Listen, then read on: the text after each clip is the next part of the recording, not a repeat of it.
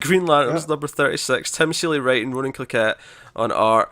This was the continuation of the Balthunga story, where he's there with his father. He's supposed to kill him, Boff the Unkillable, and Singularity Jane has shown up and takes on the Lanterns. We get a lot of this told retroactively, because the two Lanterns are in. I was going to say Oa there, but no, been a while since Oa. But they're basically recounting this to the core, and the Singularity Jane fought them. She can swallow light. In fact, she swallows the spaceship. She's a living black hole. That's a great concept for it's pretty cool. I liked it a lot. I liked her in combat. I liked her swallowing Jessica, and Jessica having that weird nightmare scenario inside of her. It reminded me a lot of Get Out, because there's the way that they do the dark place and Get Out, and you look up and there's a manhole cover, and Jess looks up and that's what it looks like. There's this hole there, and especially with her, because it makes her relive the events that made her, Joe's great. They didn't diminish her threat because she doesn't actually get beat. She only stops fighting because Balthunga finally just kills his father. That's kind of what the crime is that we actually have the dead Boff, which is why the core are sort of investigating this, and it's kind of his father kind of spurs him on to do it, because he's I want you to actually not be a loser for do something you promised to once in your life. You kind of feel that Boff has a little bit of dementia, so he's kind of recanting the story to Balthunga, not really recognizing that it's him. And he's just I just wish my son would handle his own affairs. He could be a great warrior, but he passes on everything to everybody else.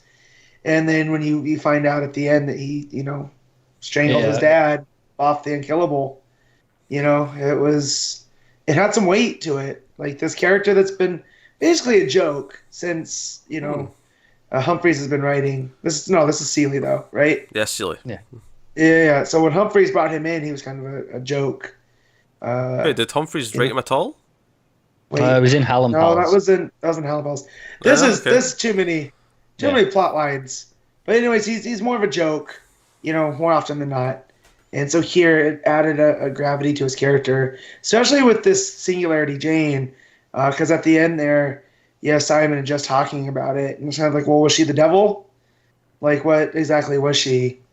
And he's well, no, she's the next threat, so keep on her toes. They're really selling it, and obviously it actually cuts to Angara with the current situation going with the Molites and some of the Angarans campaigning to get rid of them.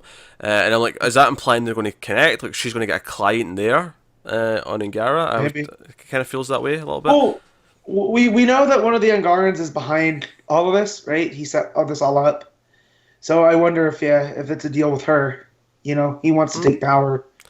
So he contracted her. Could possibly. I do like that we're building it up in the background, though, just a little bit each issue. Yeah. It really does feel like there's a sort of plan in place for at least this chunk of the run, whatever it might be. This is literally one page, but I guess it's, they're in a refugee camp, essentially. They're walled off from the rest of society. And they have no idea what's going on out there. Yeah. Mm-hmm.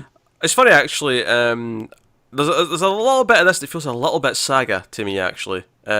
The various aliens that are involved, the Singularity Jane being this unstoppable hitman force kind of thing.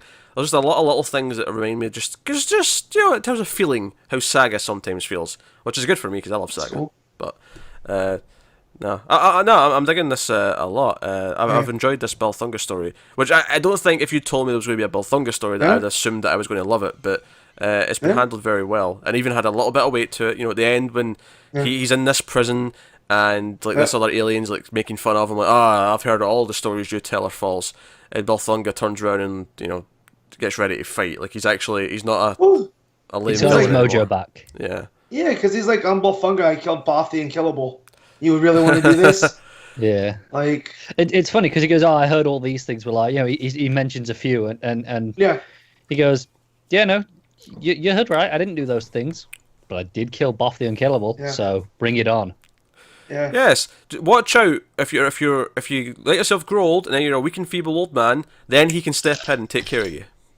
I think though, but that said, I think that might be the toughest thing he's ever had to do. He has to end his own father's life, to maintain this cred. You know, like, yeah, he was a feeble old man, but yeah, it wasn't about the physical challenge. Oh, sure, I know that. I'm just saying, in terms of threatening how many someone... people out there know that Bothian Killable? I mean, that name carries. Oh no, but I'm saying that I mean? I know that the challenge for him in the scene was the emotional side of it. But I'm saying if he's using that as a threat to some big tough alien dude, then the comparison. I think it sounds like a threat because they don't know that he strangled an old man. Yeah.